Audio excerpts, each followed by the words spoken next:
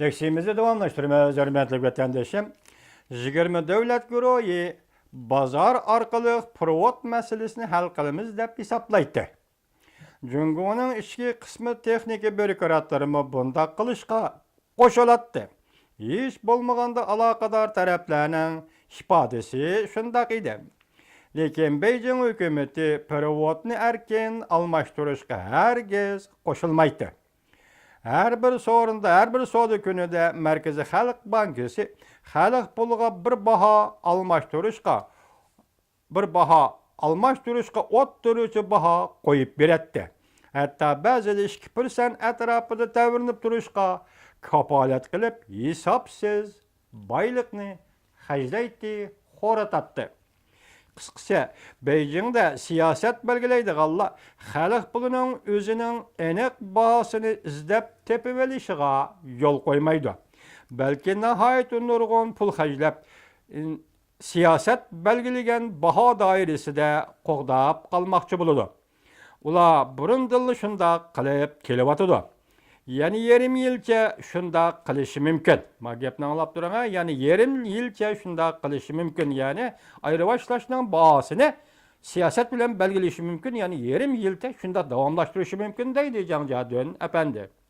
Lekin onundan uzakka barmaydı. Gördünüz mü? 20 yılda uzakka barmaydı deydi Canjadön efendi. Şunlaşka Cungu taşqi provodның azlap ketişige qarşı bir çare tepiş gerek. Lekin halk pul qimmatının düşüp ketişi meyli aslı bolsun, yoki tiz bolsun, bu Beijing'nin tanlash dairesideki iş emas. Çünkü kapitalның teximi köp, teximi eğer chetga eqib ketishini keltirib chiqaradi. Cungu'nun meselesini hal qilishdan aytganda, texnikalik loyiha asliya yok. Texnikalik loyiha asla yok. Belki kurulmuluk ıslahat elip beriş, halk pulu bilen provod almaştırış münasebetinden üstüdeki azapten mümkün, azaytı üstüdeki besimni azaytış mümkün. Yukarı kadar çıkıysan, provod münasebeti ve halk pulu münasebetinin üstüdeki besimni azaytışın mümkün. Lekin Cungu'da nöbetlik tüzüm şaraiti de kurulmuluk ıslahat elip beriş, bu hal kılgılı bolmaydıgan bir meseledir deydi. Yaki Cungu'lukla kurulmuluk ıslahat elip beriş tayyarlık kılıvatkanı yok. Oylap bakkını yok. Kurulmuluk ıslahat elip barmaydı. Lekin şart sen kurulmuluk ıslahat elip basan şu vakitle halik buluğu kelivatkan besimni azayta alışın mümkün deydi. Şın huaşe hal kılış çağrısı otturu koyup halkara stratejilik hemkarlık ve dünyavi iqtisat başqarışını ıslah qilishni otturu koydu.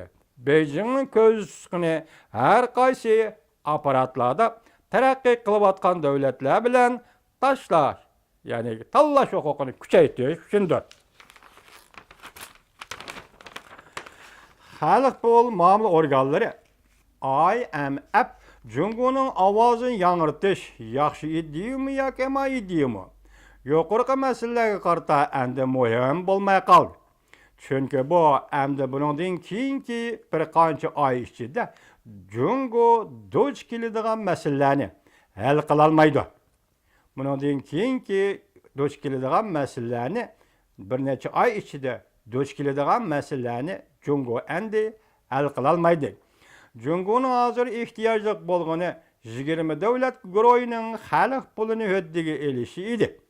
Bundaq bolğanda Beijing'nin hal qilish loyihasi Beijing'e hal qilish loyihasi tep bergenlik hesaplanatdı ve bazar işençiga eriş üçün vaqtni qo'lga keltiratdi. Bu yerda Canjadın nima demoqchi bo'ldi? Mushqatdan yig'inni ching tut. Mushu fursatni ching tut. Jungo hukumati bu fursatni qo'lingdan berib qo'yma. Mushu fursatni ching tutsan 20 davlat guruhi xalq pulini höddiga alsa, masalan tushib ketish, xalq pulining qimmati o'sib ketish degan masala bo'yicha 20 davlat guruhi höddiga alsa, sen bu o'tkaldan aman esan o'tib ketalaysan deydi.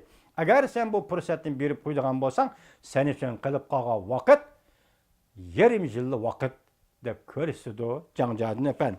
Lekin Cungo rahbarlari to'limi o'zamcha ve kören rəhbərlər bolğanlıqdan, hatta qılçımı sezgör bolmaganlıktan 20 devlet görevi yığınında hergizmo yardım talep qilmaydi. Mana bu demek Janjadun hazır Cungolukta xarakteri boyunca tahlil qilib atadi. 20 devlet bu yıl Cungoni tanlab oldi, yig'inni Jungoda ochadi. Hazır Maliya ministrlari yig'inda 26 gün Şanxayda boshlanadi. Buni xalqaro jamiyatning tanlab olishi, biroq sen mush yig'inda bulardan yordam talab qilishing kerak. Yordam talab qilmaydi Jungoluk chunki ko'rang millatdir. Yordam talab qilmaydi Jungoluk chunki hakavur o'zamchi millatdir deydi Janjadun efendi. 20 devlet görevi üçün aytganda bu Jungoning xalq puli, iqtisadi ve pul muomala sistemasi gumron bo'lishning oldini oladigan eng oxirgi fursatidir. Demek Janjadun bu yerda signal beryapti, boshda signal bergandek, sen uchun qilib qolgan vaqt mana shu. Qabul qilishing shart. Chunki xalqaro jamiyat kelyapti.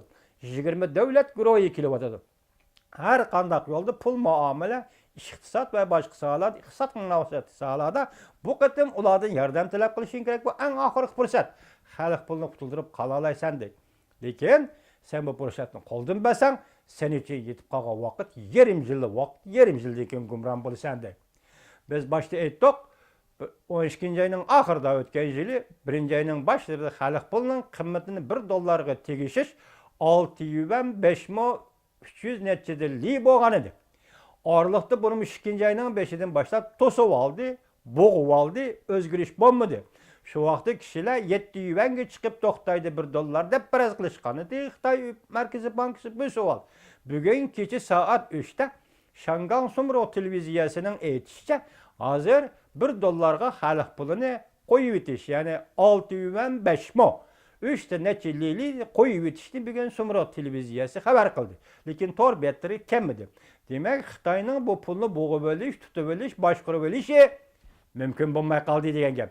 Dal mana shunday vaqtda yana nima bo'ldi?